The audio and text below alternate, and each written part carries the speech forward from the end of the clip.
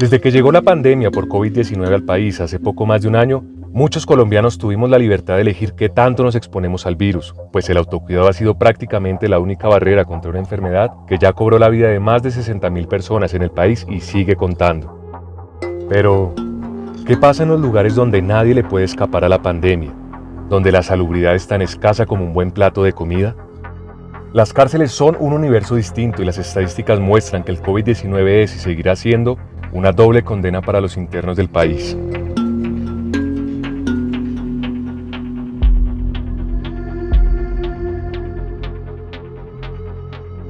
Distanciamiento social. Seguramente ese es el primer juego de palabras que viene a la mente cuando se habla de COVID-19. Sin embargo, en las cárceles de Colombia desde hace más de 20 años, tener una distancia mínima de 2,5 metros con la persona de al lado es prácticamente imposible. Según cifras del Instituto Nacional Penitenciario y Carcelario, desde 1992 hay más reclusos que espacio para ellos en las cárceles. Tan grave ha sido el hacinamiento en las prisiones que en 2016 la sobrepoblación alcanzó el 55%. Para entonces, estaban recluidas más de 120.000 personas en espacios destinados solo para 78.000. En 2014, por ejemplo, la Defensoría advirtió que en la cárcel de Riohacha el hacinamiento alcanzó el 478%, pues había 578 presos en un espacio solo para 100.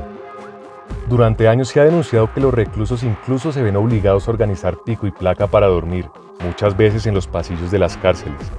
Atrincherados uno al lado del otro, así recibieron los internos el COVID-19 en Colombia. Ha sido un golpe más para una población cuyos derechos han sido sistemáticamente vulnerados, como lo ha dicho y reiterado la Corte Constitucional en 3 oportunidades, declarando el estado de cosas inconstitucional. La Corte Constitucional halló que no solamente estaban siendo violados los derechos de los reclusos que habían ejercido acción de tutela, sino que en general en muchas cárceles del país existían situaciones muy similares provenientes de una falta de actividad del Estado. Un estado de cosas inconstitucional es una situación de hecho, donde se presentan múltiples violaciones a derechos y que debe ser urgentemente corregida. Como concluye un análisis de la FES en Colombia y el Grupo de Prisiones y el CECET de la Universidad de los Andes, las cárceles del país son el caldo de cultivo perfecto para el coronavirus, dado que el hacinamiento propicia el contacto físico constante entre personas que están en espacios reducidos e insalubres. Por ejemplo, en las cárceles hay miedo por brotes de tuberculosis periódicos, es decir, una enfermedad prácticamente erradicada en el mundo libre sigue acechando las prisiones. El VIH sigue siendo el virus con mayores índices. Los internos sabían antes del crecimiento del virus el panorama que les esperaba. En ese espíritu convocaron a una protesta nacional de internos el 21 de marzo de 2020, exigiendo mejores condiciones de bioseguridad. En la cárcel La Modelo de Bogotá la protesta escaló violentamente y 24 reclusos murieron en hechos que aún están bajo investigación. Para José Miguel Vivanco, delegado de Human Rights Watch, por lo menos 14 de esas muertes pueden ser catalogadas como homicidio. Concluimos que muchas de las muertes parecen haber sido intencionales y que podría tratarse de ejecuciones extrajudiciales. Los expertos determinaron que, comillas, la mayoría de las heridas de bala descritas en los informes de necropsia practicadas en Bogotá son consistentes con que hayan sido infligidas con intención de matar. Esa misma noche, decenas de internos se manifestaron en la cárcel de Villavicencio, quemaron colchonetas y destruyeron alrededor de 30 rejas. El IMPEC trasladó a unos internos a la cárcel Picaleña en Ibagué y días después, tras nuevos desórdenes, otros 8 hombres fueron reasignados. 3 de esos internos de Villavicencio cayeron en La Picota, 2 en Florencia, 2 en Guaduas y 1 en Yopal. Días después se registró la primera muerte por COVID-19 asociada a una cárcel. Se trataba de un hombre de 63 años que a principio de abril había quedado libre, precisamente de la prisión de Villavicencio. Desde entonces las cuentas no han parado en esa cárcel y como contó El Espectador, el virus también partió con los 8 internos que habían trasladado días antes. De acuerdo con el IMPEC, entre junio y septiembre se presentó el mayor número de casos. La cresta de la infección se dio el 27 de julio pasado, cuando se registró un contagio de 3.202 personas. Durante el último año, según el INPEC, han muerto 107 internos por COVID-19 y se han contagiado más de 22.000. Pero solo hasta finales de noviembre de 2020 se le hizo pruebas al 41% de la población, lo que podría indicar un subregistro de los datos. Durante el pico de la pandemia, internos incluso denunciaron temor al buscar un diagnóstico médico, pues si salían positivos eran llevados a calabozos durante 15 días.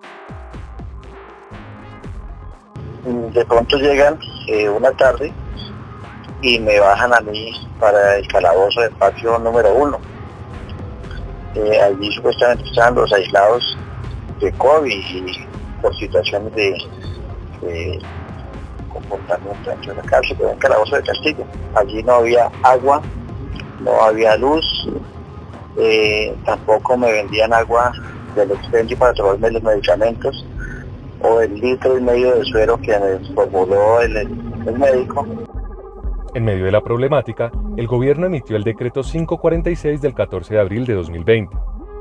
La norma prometía reducir el hacinamiento enviando a miles de reclusos a prisión domiciliaria por un periodo determinado, pero había tantos delitos excluidos de ese supuesto beneficio que la medida solo sirvió a menos de 1.000 personas, 946 a corte de octubre de 2020.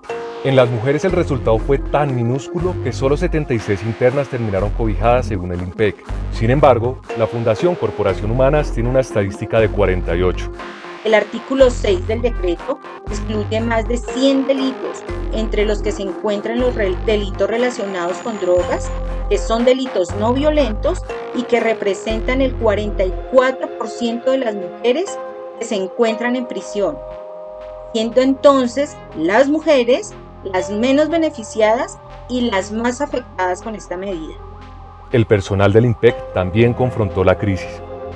Hasta el momento son más de 20 funcionarios los que han fallecido a causa de esta enfermedad a nivel nacional y un sinnúmero de compañeros que han pisado las unidades de cuidados intensivos y han contagiado a sus familias del COVID-19, pérdidas de familiares, y pensamos que esto es debido a la negligencia que tuvo el gobierno colombiano con el manejo de la pandemia, no solo en el país, sino también en los establecimientos carcelarios. Y así, en medio de un problema crónico que poco ha captado la atención del país, el COVID-19 avanza en las prisiones.